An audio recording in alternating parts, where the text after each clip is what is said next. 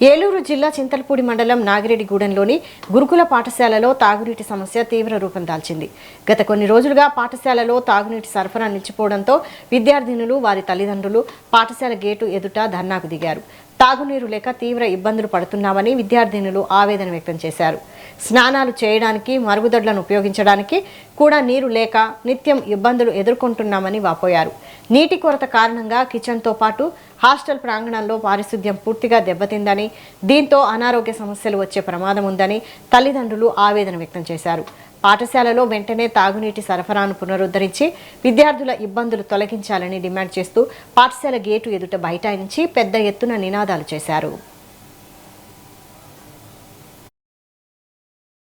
మా పాప ట్యూషన్ చదువుతుంది. ఇక్కడ 2 ఇయర్స్ నుంచి వాటర్ ప్రాబ్లం లేదు. గత 10 డేస్ నుంచి ఇక్కడ వాటర్ ప్రాబ్లమ్స్ అంట.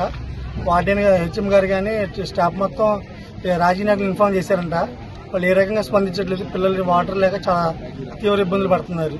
దీని గురించి కొంచెం పేరెంట్స్ తో పాటు రాజకీయ నాయకులు మన ఎమ్మెల్యే సార్ కానీ. మా పాప ఇక్కడ నాగిరెడ్డిగూడెం హాస్టల్లో చదువుతుంది. ఇన్ని సంవత్సరాల నుంచి ఇబ్బంది లేదు. ఇప్పుడు కొంచెం ఎండలు ఎక్కువగా ఉండటం వల్ల వాటర్ ప్రాబ్లం వచ్చింది. దానికి మేము రాజకీయ నాయకులు కొంతమందికి ఇన్ఫార్మ్ చేసాం, కానీ పట్టించుకోలేదు. వీఆర్ఓ గారికి అందరు కంప్లైంట్లు అన్ని చోట్ల వీలైనంత వరకు అన్ని చోట్ల తిరిగి చేసాం, కానీ అవ్వలేదు. కానీ దీని పిల్లల్లో చాలా స్టడీ చాలా ఇబ్బంది పడిపోతున్నారు. ఇప్పుడు ఆ వాటర్ ప్రాబ్లం వల్ల తిండి విషయమైనా ఏది ప్రతిదీ ప్రాబ్లం. ఆ వాటర్ ప్రాబ్లం లేకపోతే వాళ్ళ స్టడీ అసలు డిస్టర్బెన్స్ ఉండదు. రేపొద్దున 10th క్లాస్ లో మార్కులు దగ్గర టీచర్స్ అడుగుతారు.